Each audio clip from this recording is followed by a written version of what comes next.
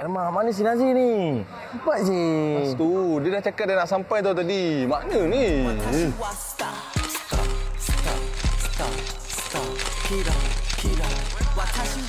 Assalamualaikum. Waalaikumsalam. Oi, macam star bagai. Asal kau lambat ni?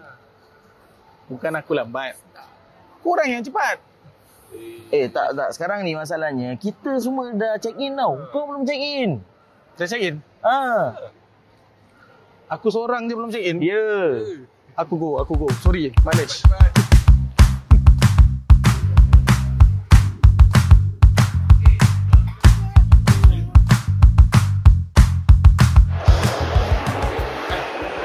Alhamdulillah, syukur. Sampai sudah kita ke Bandung. OMG, tak sabar pun nak enjoy. Nanti kita pergi farm kan. Lepas tu shopping sekali.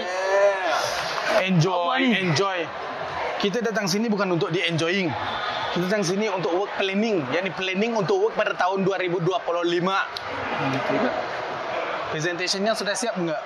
It's the time of the year again. Masjid-masjid kita ada this work retreat atau work plan to discuss for next year. That involve ada chairman, MMB.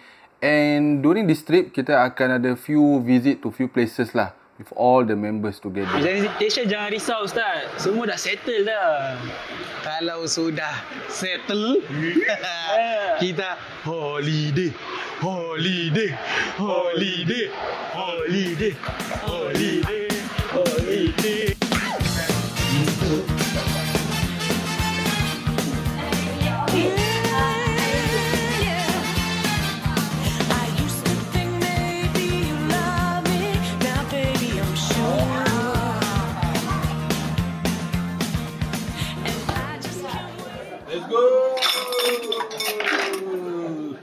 Sorry, Ustaz.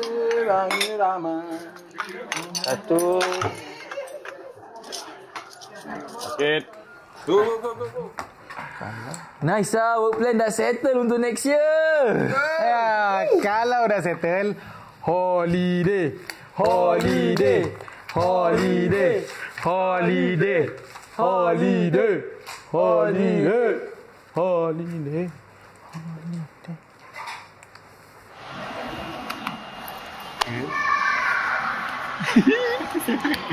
Pintu.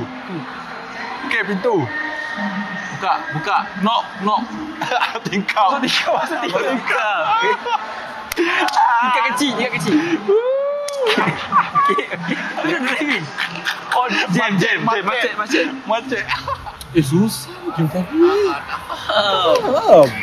Faham. Tiga word. First word. Pintu. Tutup lah. Korang ni sedap-sedap, lepak-lepak. Korang tahu tak tadi, masa tadi Ustaz Mazlan, dia seorang-seorang lah yang kemas meeting room. Masa tengah beratur makan, korang potong queue sedap-sedap. Lepas tu pula, masa korang tengah main game tadi, Ustaz Mazlan kemas beg-beg semua tau. Bukankah Nabi kata, kan irhamu man fil ardi yarhamkum man fis samai. Tak ada sifat ihsan ke? Mentang-mentang holiday. Sangat-sangat. After kita sendiri realise yang kita tak tolong Ustaz Mazlan. Sendiri Lepas dah kena salah dengan Izan, kita terus minta maaf dengan Ustaz Mazlan. Ustaz, saya minta maaf Ustaz. Kami semua cakap sorry Ustaz. Cakap sorry lah. Selama ni kita tak teringatkan korang untuk tolong Ustaz. Ustaz mesti marah kita. Ustaz minta maaf Ustaz. Marah apa? Ustaz memang suka buat kerja ni, angkat-angkat beg. Korang ni semua dah macam anak Ustaz. Dah. Jom. Kereta api pun dah sampai dah. Lagi dah angkat beg. Okey.